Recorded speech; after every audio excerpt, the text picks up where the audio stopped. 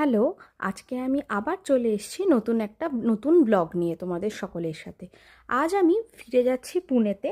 পুনেতে দেখো, যাওয়ার আগে আজকে দিনের ওয়েদারটা তোমাদের সাথে শেয়ার করছি। কি কুয়াশাচ্ছন্ন সকালবেলায় পরিবেশটা দেখো, চারিদিকে না কিচ্ছু দেখা যাচ্ছে না।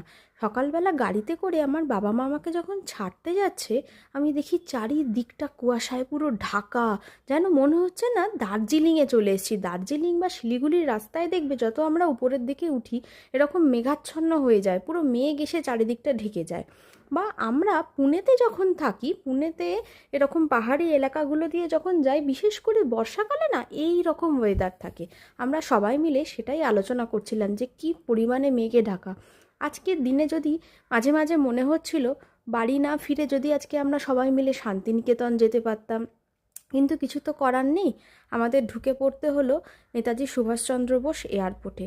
আমরা কী বা করব, ভীষণ আমার মন একদম চারিদিক কুয়াশা, মনেই হচ্ছে কলকাতাকে আমি ছেড়ে যাবই না, কলকাতাতেই থাকবো। কলকাতা থেকে ছেড়ে যাওয়ার দিনকে না আমার মনটা ভীষণ খারাপ লাগে, কারোর সাথে কথা বলতে ইচ্ছা করে না। আর দেখো চারিদিকটা কি সুন্দর, কি অপূর্ব লাগছে না? কি ছোট ছোট গাছ লাগিয়েছে, আর এখান দিয়ে সোজা অনেকে চলে যাচ্ছে, যারা যারা অ্যারাইভালসের দিকে যাচ্ছে আজকে তাদের কত মজা বলো। হয়তো বাড়ির কেউ আসছে, কারোর বাবা মা আসছে, কারোর ছেলে মেয়ে আসছে, সবাই তাদেরকে আনতে যাচ্ছে।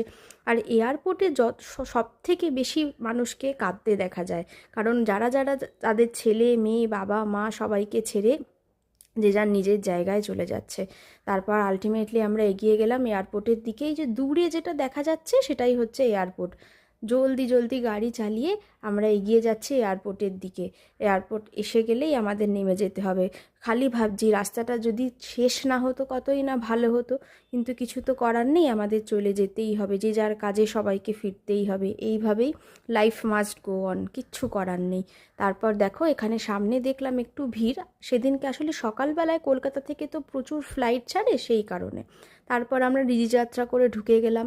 এয়ারপোর্টে গিয়ে দেখি, আমাদের যেহেতু আকাশা এয়ারের টিকিট ছিল, এয়ারপোর্টে গিয়ে দেখি যে একটুখানি এয়ারপোর্টে ভিড়টা একটু খানিকটা হলেও কম। আর দেখো কি সুন্দর লাগছে না, এয়ারপোর্টটাকে সুন্দর করে সাজিয়েছে চারিদিকটা। এই উপরের লেখাগুলো না কলকাতা এয়ারপোর্ট কি সিগনিফাই করে, আর আমার এত ভালো লাগে এইটা দেখতে। তাই ভাবলাম তোমাদের সবার সাথে শেয়ার করি। তোমাদের কেমন লাগছে জানিও। আমি খুব সুন্দর করে ভিডিওটা তোমাদের কাছে প্রেজেন্ট করলাম। পরের ভিডিওতে আমার উড়ে যাওয়ার কাহিনীটা তোমাদের সাথে শেয়ার করব, কিভাবে আমি কলকাতা থেকে পুনেতে গিয়ে পৌঁছালাম। সেই ভিডিওটা তোমাদের সবার সাথে শেয়ার করব। যদি ভালো লাগে একটা লাইক করে দিও, একটু শেয়ার করে দিও, আর আমার চ্যানেলটাকে সাবস্ক্রাইব করে দিও। আবার দেখা হবে পরে। টাটা।